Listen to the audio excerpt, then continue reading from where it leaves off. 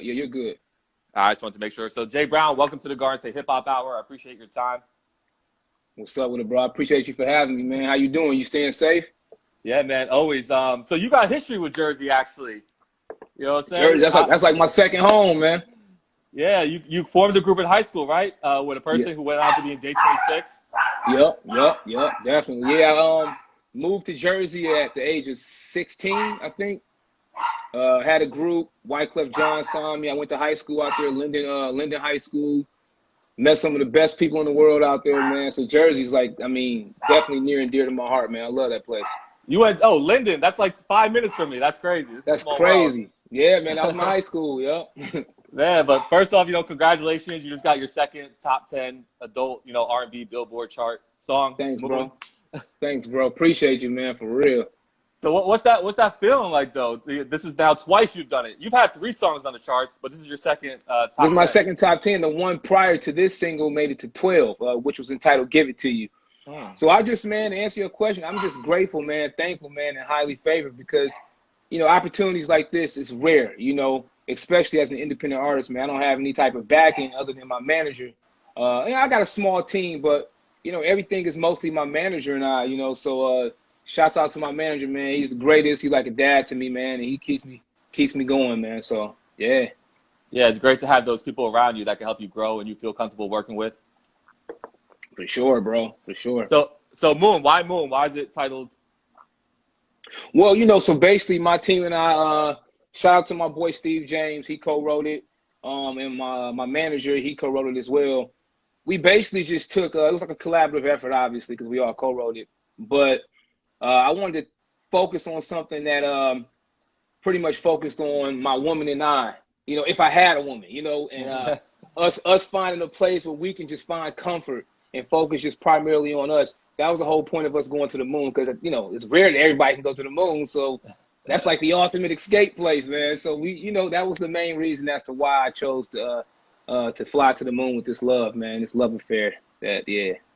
Yeah, no, it's a great song. And like I was reading, you're into making more timeless music than just, real quick hit song and then move on to the next one. Right. So you recently dropped, your debut EP, right? Forever Yours as well. This was a part of that project. Yeah, man. Thanks for bringing it up. Yep. For all y'all who are watching, man, my EP is entitled Forever Yours. It's on all downloadable platforms. If you love R&B music, like old school R&B music, I'm telling you, it'll take you back to like the early 2000s. That's my lane, so to speak. So it's definitely something that not only you can enjoy, but your children can enjoy. It's it's pretty much all about love. What draws you to that, like that classic R&B sound? Man, I grew up on it, bro. Like, I remember in middle school, I would sing to the girls on the playground. You remember that song Shy? And if I ever fall in love again. Yeah, that one. I would sing that to all the girls on the playground. They were like, going crazy. And so it was just like R&B, real R&B music always made you feel some type of way, man. It always made you feel like there was hope for like, something real to happen. So it's like, why not focus on that with my music? So I try to incorporate those experiences in everything that I do and everything that I write about. Yeah, like when I was listening to it, it definitely had like just like that classic sound, like you said, early 2000s, like the whole EP from top to bottom. Yes, sir. And like you said, that you're drawn to that. You have family history. Your mother, right? Your aunt, they were signed to Motown originally by Smokey Robinson. Yep, they were signed by Smokey Robinson. My mom, she was pregnant by my older brother. And then that kind of dissolved the situation. But, she still has a lot of friends in the Motown scene, or from, back in the day. So it was a blessing, man, growing up around that, that kind of motivated me to get involved in the music industry.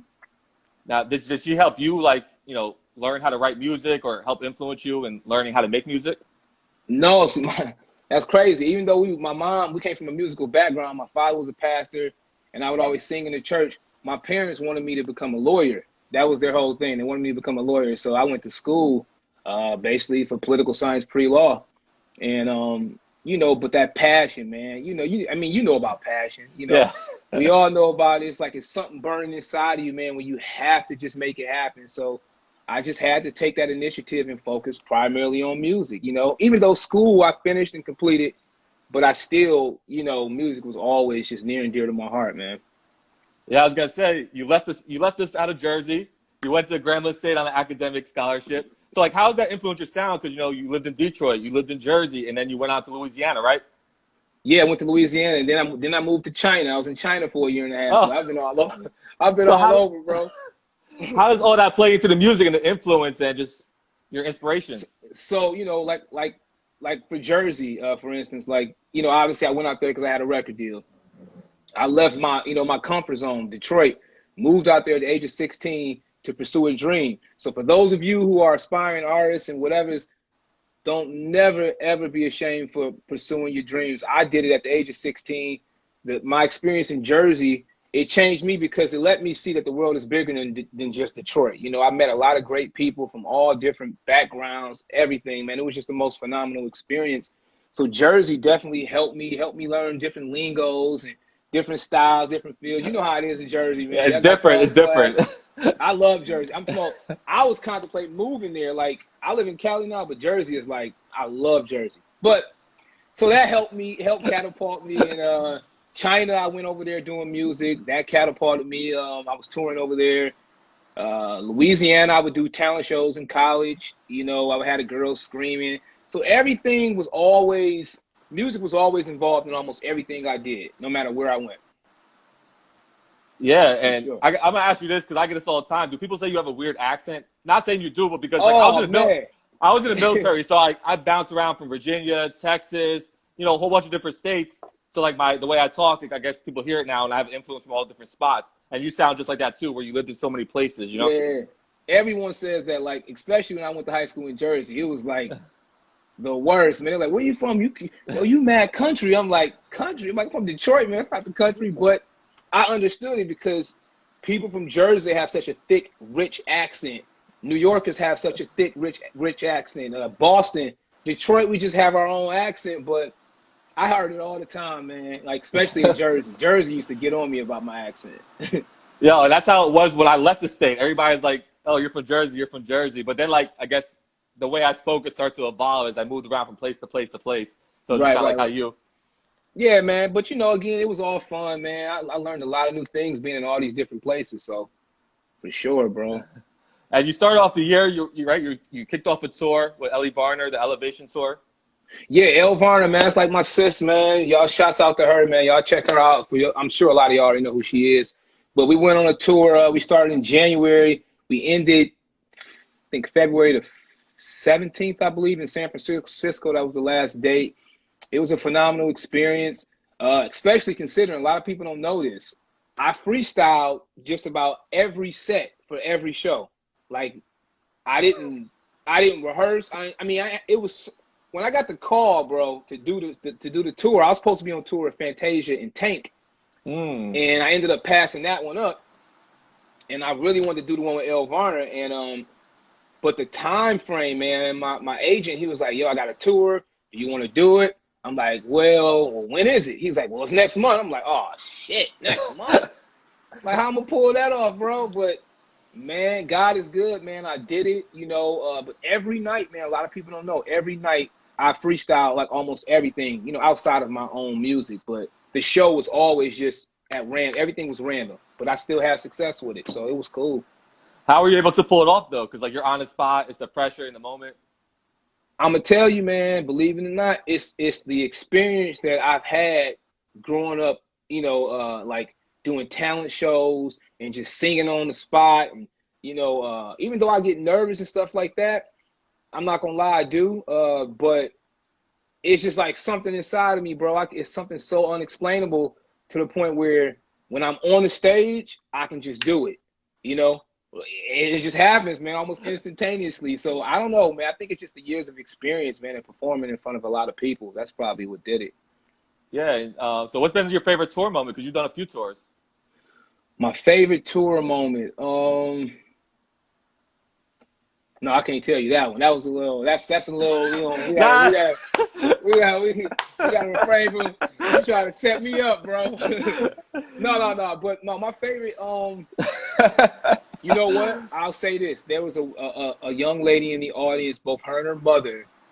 And her mother came up to me. Well, they both came up and bought some merch afterwards. And They both were crying, and I'm like, Mm. I never really experienced that. In China, I did, but in the States, I've never really experienced someone crying for me other than church, after, singing in church. And I asked, I said, "What's wrong?" She said, "It's just you being on that stage really touched me. It uplifted me." She's like, "Because I feel like there's so much passion in everything that you do." And I guess she was a fan of you familiar with Gerald Levert? You ever heard of him? The name sounds familiar. I can't think of something off the top of my head right Old now. school cat back in the day. He actually, I think, one of the people who discovered Trey Songz. Oh, But okay. he was a dope singer, man. He passed away unfortunately. But she told me I reminded her of him, and she said just it took her back to like where she like to those moments where she really appreciated music, and not only appreciated music, but it just took her back to something that her son once wanted to pursue, which was music, and he never got a chance to do it. And so she said she kind of saw her son and me and Gerald Levert on stage, and it just brought back all these memories. And she, both her and her daughter were crying. So I think that was like the most memorable moment on tour. Yeah, I imagine the artist like that just sticks with you, like someone recognizing that and comparing you and just saying how it actually affected them, you know? Yeah, man. Yeah, it was definitely a memorable moment, man. So shouts out to her if she's watching, sweet lady. And so you said China. So what was the difference like China to America, like putting your music out over there? Did you tour over there as well? I toured over there. It was definitely a culture shock, bro. I'm gonna tell you, honest to God, truth, because I lived there. Like I have my own apartment, and I would stay. Like when I first initially moved over there, I was living in like the older part of China, Yinshuang, which technology, everything is just like at a standstill. You have people pushing around like carts and wagons, all this. It was just the most uncomfortable kind of situation. But I'm comfortable with being uncomfortable sometimes. So. But the people, they really attracted themselves to my talent, man, and they used to come out every night to see me perform. It was just a phenomenal experience, especially when I sang in Chinese, so that really threw people off. So it was yeah, it You can sing was it. cool. So you learned the whole language and everything? Yeah, well, let's bypass that. Oh, okay. yeah, but I did. Yeah, I definitely could sing in Chinese. Yeah, for sure. Yeah, Oh, that's impressive. I haven't heard that one yet. So, yeah, I can, man. so releasing Yeah. this project, you released it in January, a little bit before this whole virus and the whole world pretty much changed. So, what's the experience been like? Trying to promote this and market it, and just continue to stay motivated during this pandemic. You know what, man? First and foremost, for all the people who are watching, I hope everyone is safe and sound. I hope your families are all together, and I hope you guys are practicing social distancing because we're at a critical state right now, man, in terms of everything across the board, bro. I'm sure you know people who've been affected. You yourself have been affected. It's been extremely trying, man. But I'm a firm believer in God, man. God is good. He's kept me motivated and consistent. And, people like yourself interview me so other people can know exactly who I am. So I just been, in fact, more inspired to do more things, considering I have nothing to do other than music and focus on my craft. Like there's no distractions. I'm always at home, which I'm sure a lot of y'all can relate. But it's just motivated me to further push myself, to the fullest extent. And have you taken this time just like working on other things creatively? Are you working on another project, or are you just keeping your focus on this one still? Well, yeah, I'm actually I'm working on a new EP. So again, for y'all who are watching, my current EP is Forever Yours. It's on all social platforms. My new single is entitled Moon, the top 10 R&B record in the country. That's on iTunes.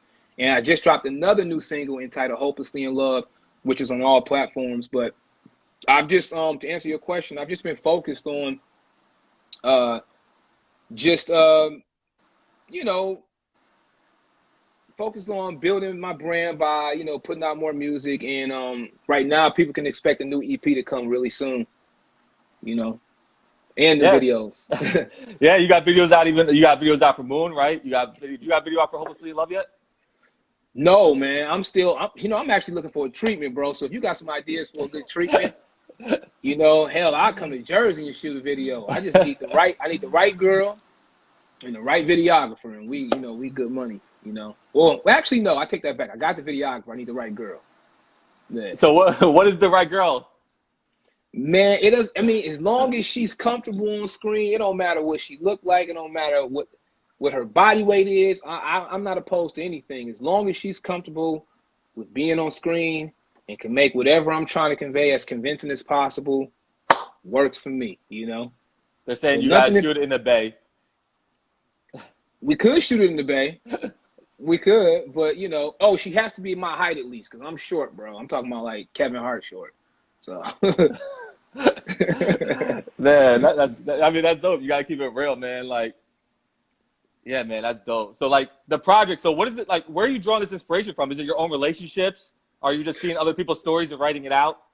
I'm glad you asked that. So I kind of fuse a combination of my experiences and other people's experiences as well, but mostly other people's experiences, because I'm experienced in a lot of things, but I haven't really experienced a lot of like heartbreak or, just I've experienced just enough. But there's people out here who've experienced, I mean, stuff on an entirely different level. So I'll take things from those experiences and fuse it all together and come up with different concepts, you know. But it's always geared towards love. Like that's my primary focus, love, always. Yeah, I saw you said you wrote that you like to make real love music. Yeah, because I mean, nowadays it's like people are focusing on all the wrong things, and especially during a time like we're going through right now, like what better way to unite people than putting out positive vibes, real love, R&B type music, stuff that'll make people refocus on, other things that matter versus them focusing on the negative all the time. So, that's love, man. You can never go wrong with it, bro. I'm sure you know about that. You got the ladies, man. Come on, nah, bro. man. So real quick before you get out of here, because I know you do have another interview at 3. What do you think about the state of R&B, state of R&B, where it's at today? You know what, man? The state of R&B, I think R&B is definitely coming back. A lot of people say they're the king of R&B. I mean, who cares what you are? As long as you're putting out great music, man, that's the main thing. Put out great music, great content, things that will motivate people to, be better people and will motivate children to do the right thing, So that's just my thing. As long as you're putting out positive vibes, man, and sending out a positive message, I honestly say, man, you can't go wrong, man. Like R&B music is about all positivity. It should be at least, So I think hopefully it's coming back. I mean, it looks like it. We got a lot of great artists out here. So yeah, who's on your playlist? Who are you listening to? My playlist, man, I love Ari Lennox. I like Lucky Day. He's dope. I like him a lot. And there's so many. Well, Her. I love Her. Bryson Tiller. I like him a lot. And Black. Or yes. The 6 Lack. Is it Lack? No, or six it's Lack Black. Black. It's spelled with a 6, but it's Black. Oh, but the 6 supposed to be a B. Okay, I got it. Yeah. He's dope. I like him, man. He's dope. Yeah, that's dope. Do you have like a final message for the audience? Yeah, my final message is for all of you who are tuned in, please support me. I'll support y'all back. If you have music you want downloaded, hey, man, send me a DM. I'll download it, no issue. But please support me by following me on both Twitter and Instagram, which is j.brown music only. Also, support me by downloading my top 10 single right now, which is entitled Moon. It's on all platforms. Hopelessly in Love, which is my other new single, on all musical platforms, and my EP, which is entitled Forever Yours, on all musical platforms. So support me. God bless y'all. Y'all stay safe. And pray for me. I pray for y'all. One more thing. Where's your next interview at? Where can they tune that in? Because I saw you have one at 3 o'clock. Oh, my next interview is in about, a few minutes, Urban Bridges. So if you guys want to log back in and check me out, man, that'd be great. We're just going to talk about some good stuff, good vibes. And yeah, man, just keep this thing going. I appreciate you for your time. I definitely want to let that out there because the people watching here, maybe they want to continue watching you. So I want to make sure you get all the exposure you can get. So again, thanks, bro. Thank you for your time, my man. I appreciate you. I'm definitely going to be in tune. A fan of your album. I really like the song Honest. I want to say that before we got out of here. Oh, thanks, man. Shout out to my manager, man. He wrote a big chunk of that record. So that's what's up. I appreciate you, my man. Have a good night or day. Right. Be safe. I'm going to catch you later. All right, bro. Be safe. Yes, sir. Yep.